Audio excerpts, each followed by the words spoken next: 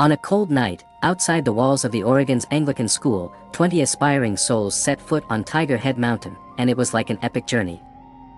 Their fragile lives and their desire for the unknown are intertwined into a chaotic picture. What awaits them is the pinnacle of dreams or the bitter storm. This battle of life and death will be forever engraved in whose memory? Let's uncover the truth together. In 1986, in Odd Hills, a student at the Holy Union School of Saints embarked on an adventure, a private boarding school, and they were prepared for the expedition. The plan takes a 12-hour climb to the top of Mount Hood. They are all members of the base camp program, which is compulsory for all Year 10 students. Most of them are 15 or 16 years old, and the core of the program is personal growth. This is also part of the Outward Bound training. Many schools have similar programs. Depending on the interest of the activity, students receive several months of basic training in mountaineering, learn the correct way to climb, how to first aid, and so on. All the gear you might need, they were ready. Since it was an overnight trip, they also brought rappelling locks and harnesses, stove and sleeping bags, and were fully prepared for the road ahead. They set out from the Sandalwood Cottage, where they took bat helmets, shovels, and tools to mark entry. Their leader was Thomas Coman, a popular student teacher, a math and religion teacher over 40 years old, and an experienced mountaineer. He has climbed Mount Hood more than once and is capable enough to lead a beginner climb. The team consists of 15 students and 5 members. Among the members are team leader Thomas Coman, Dean Maishanon Howell, mother of students Sharon Spray, another coach of Outward Bound training, Soniac, and professional mountain guide Melf. At 1:30 a.m. on May 12, 20 people set out on the road to conquer Mount Hood, unaware that they were walking into a death trap. It's not the same thing as Mount Hood, but if you're trained and have mountaineering experience, it's not difficult. Weather is a key factor in the success of the climb. The weather forecast was very erratic, the 2 days were very volatile, and there was fresh snow. A further storm is expected. It was these circumstances that led to the cancellation of many other mountaineering teams at the time, although there were also those who thought that the situation was quite acceptable. But the group from the base camp was so confident that they would be able to get back and forth before the storm came, so the group carried half a foot of snow and began their difficult climb. A total of 20 students and staff depart at 1:30 a.m. during the normal hiking itinerary, which is the normal departure time, to take advantage of the calm weather and return before bad weather occurs. However, this also means that if they are not prepared, they will be able to act in a state of zero sleep, and most of these students, most of whom have not experienced this before. 45 minutes after the departure of Sharon Spray and his daughter Hillary had a hard time. Team leader Thomas Coman eventually got them back early. And the remaining 18 people continued to reach out towards Mount Hood in the darkness, with only the rustle of snow under their feet. It turned out that Sharon and Hillary's decision was wise. By the time the team reached Pomoe, they had climbed a few thousand feet. Even though the whole process of reaching the summit wasn't particularly complicated, it was more difficult than expected for all of them. 2 of the students began to cramp again, and Thomas reassured them that they could all make it to the top. As the group continued to move forward as dawn dawned, the view they saw was breathtaking. Beautiful scenery can be seen in Oregon, and this is one of the main reasons for climbing. But Mount Hood towered over them like a behemoth, and they still had a long way to go. They were already an hour behind schedule, and they still had plenty of time to think about themselves. But as the blizzard approached quickly, it became dangerous to fall behind the plan. They continued to weave through the snow behind them. They were the only team on the mountain that day. Soon after, 2 more students were left behind. One of the instructors of the base battalion, Soniac, suffered a corneal burn due to snow fur, and he had no choice but to retreat. When he left with his eyes covered, only 13 people were left to continue the climb. And Thomas Gorman has always been there. He's the backbone of the team, trying to keep everyone on track. Soniac was about 11:30 a.m. shortly after leaving when the wind and snow suddenly intensified. The sudden arrival of a violent storm and the visibility was almost zero in 5 minutes. The storm swept in, and the snow returned, and the temperature dropped dramatically. At this point, the professional guide Ralph made a clear suggestion: go back, our hope is to get up and down the mountain before the blizzard, and we haven't gone up yet, let alone down. But Thomas still had scruples that the blizzard wasn't a problem. Ralph tried to persuade Thomas to turn back, but Thomas was insistent, but Ralph had gone 30 or 40 feet, and he could barely see the group behind him, and at a glance, the road in front of them and the storm that was raging on the ridge was clearly quite bad. He insisted that it was impossible to move forward in such weather. Under tremendous pressure, Thomas finally relented and he decided to follow in his previous footsteps and turn back. But the footprints were unrecognizable, and the team began to drift away. 15-year-old Patrick collapsed on the trail, thin in front of him, more susceptible to the cold wind than anyone else. Patrick developed typical symptoms of hypothermia. The team took out the only sleeping bag and stuffed Patrick inside.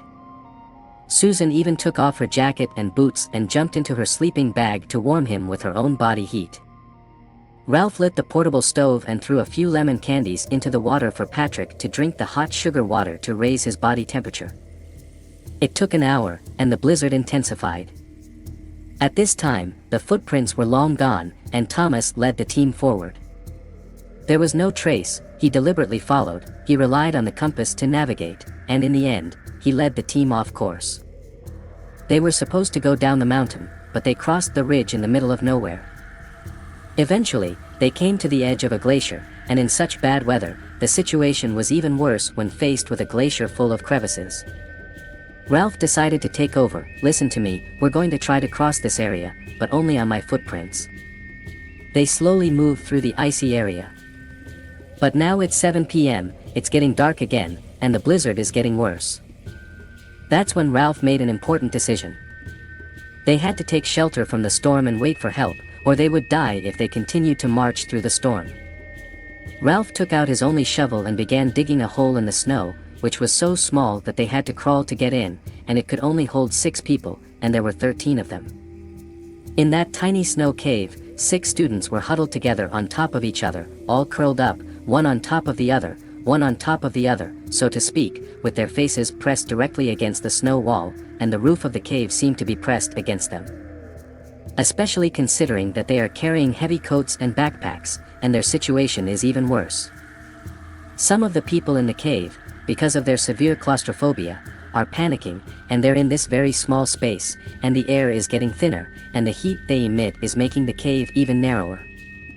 The melted water on the roof of the cave was dripping and falling into a puddle of water, and there was standing water all around, and they had to lie in it. The other option they face is a blizzard outside. They take turns deciding who's inside the cave and who's outside. Thomas, perhaps because he feels that he is somehow responsible for this crisis, spends most of his time outside and seems to punish himself. And inside the cave, they could barely hear the fierce winds outside, accompanied by Thomas's screams. When it was dawn the next morning, Ralph asked Thomas to count, but he had already fogged. The wind took almost all of their equipment, including the shovel. The people inside the cave are in danger of being buried alive by the falling snow. In the end, Ralph decided to go down the mountain and call for help. Ralph and another student, Jasmine, began to descend and soon disappeared into the blizzard. The size of the hole is decreasing, and the blizzard doesn't seem to show the slightest sign of abating. Wait until night when the cave is swallowed up by darkness. This cave, which has become a tombstone, is completely invisible from the outside. 8 students managed to squeeze into the cave that could only hold 6 people and try to get help. They tried to get the other 2 people to squeeze in as well. You see, if the previous situation was already a claustrophobic panic, the current situation can only be described as unimaginable, the harsh environment, the mental and physical torture of them. The situation of the people who are already panicked is even more unimaginable. And the 3 students on the outside, who also tried to go into the cave and close their veins, couldn't even put their hands in. They squeezed too tightly inside. The snow continued to fall on them. But at this stage, they are trapped, and the news has begun to spread, and the mountain rescue team has been waiting for help. But the only thing they could do was wait for the bad weather to pass, and the helicopters were almost useless at the moment, and they had 4 ground teams in the mountains, each in a different mountainous area. They all hid and waited for the weather to improve. But because of the blizzard, there was nothing they could do, and it was too dangerous to go up the mountain. The rescue team tried to get out, but without a helicopter and with very little visibility, they didn't know where they were, and they couldn't get far. And Mount Hood is huge. However, Ralph and Molly were still slowly walking down the hill. 6 hours later they arrived at a cabin.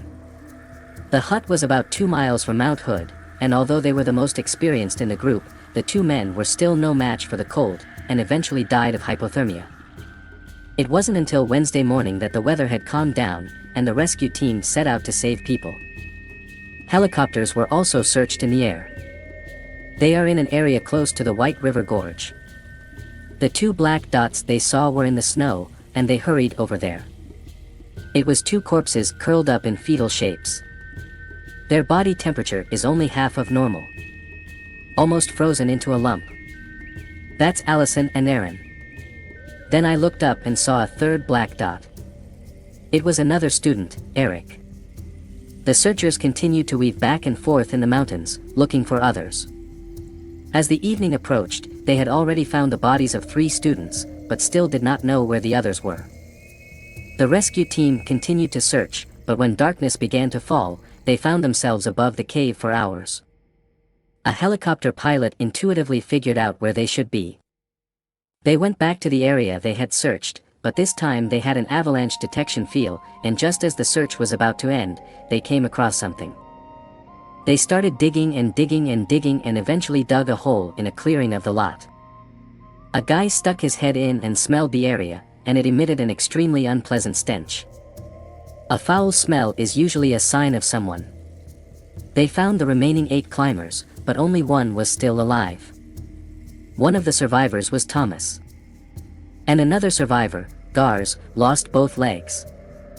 The other 6 had died 24 hours before they were found, about the Tuesday after Ralph and Molly went out to call for help, and they survived late at night, presumably because they were so tightly packed together in this tiny cavern that they couldn't move.